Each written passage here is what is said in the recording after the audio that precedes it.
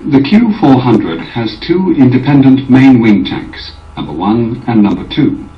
With these approximate capacities, it uses these approved fuel specifications.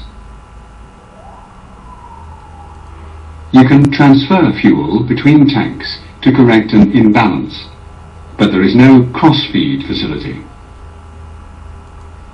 Each main tank has a surge bay for fuel venting and fuel recovery, and a collector bay for engine feed. Water drain valves in the low points of the main tanks, the surge bays and the collector bays are located on the underside of the wings. The collector bay is always kept full at all aircraft attitudes by scavenge ejector pumps and flapper valves. The fuel vent system allows air to replace used fuel and maintains a slight overpressure in the tanks during flight.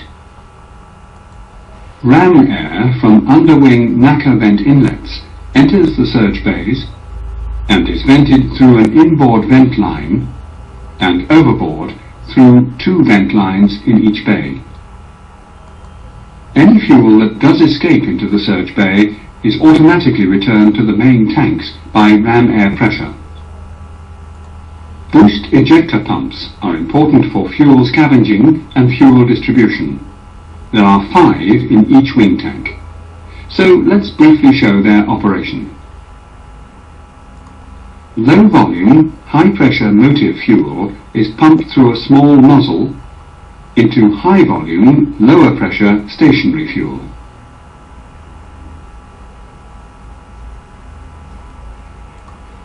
The venturi suction boosts fuel flow and acts like a pump. The pumps have an inlet strainer, that is, a coarse filter, to prevent damage. In the Q400, the high-pressure motive fuel comes from the engine fuel metering unit, FMU. The fuel cycle starts with fuel scavenging. 4 boost ejector scavenge pumps in each main tank suck fuel into the collector bay. Then the primary ejector pump feeds low-pressure fuel to the engine fuel metering unit. All these pumps are automatic and have no flight deck controls. An electrically operated auxiliary pump can be switched on if fuel flow to the engine is too low. The auxiliary pumps should also be switched on as a precaution during takeoff and landing. In the event of an engine fire, pulling the fuel hydraulic off handle closes this fire shut-off valve and shuts off fuel to the burning engine. Unused fuel is returned by the engine FMU to the main tanks as motive fuel for the boost ejector pumps. Refueling and defueling are controlled from this panel located on the aft underside of number 2 engine nacelle. For pressure refueling, you fill both tanks from this one receptacle, and you'll need DC external or battery power.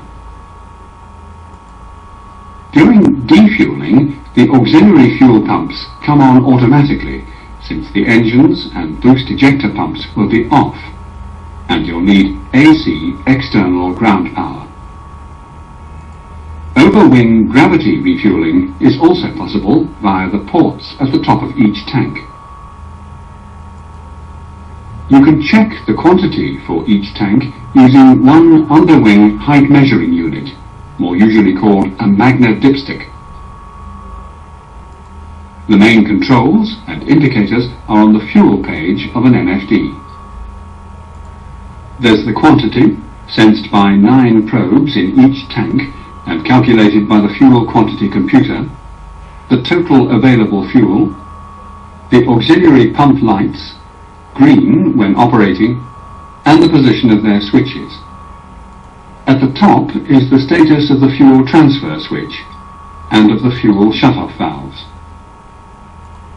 The actual auxiliary pump switch lights are on the fuel control panel located just beneath the engine display, together with the fuel transfer switch. Notice that there are no controls for the primary fuel feeder pump or the scavenge pumps.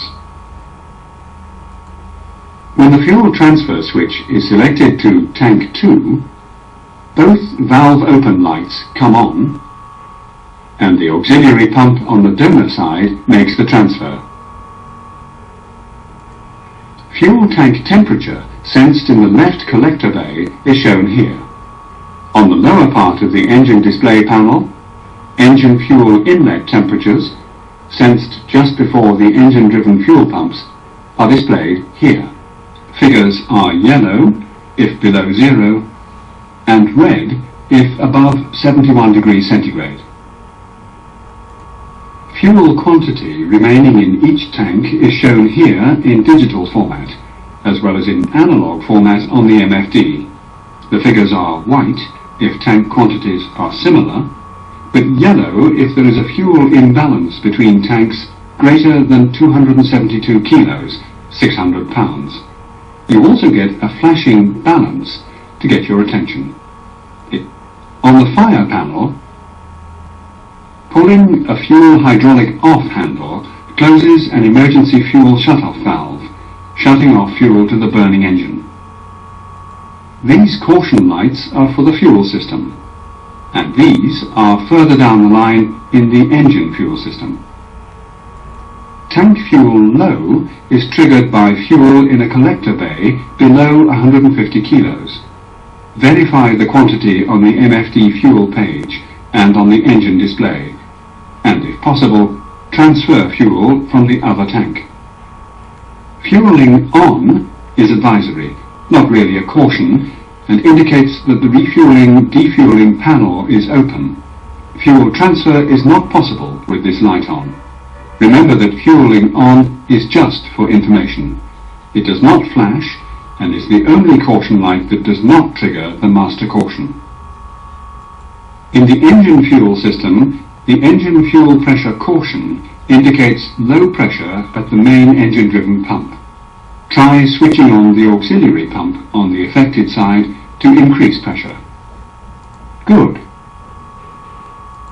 Fuel filter bypass indicates filter problems at the pump. Monitor engine parameters carefully.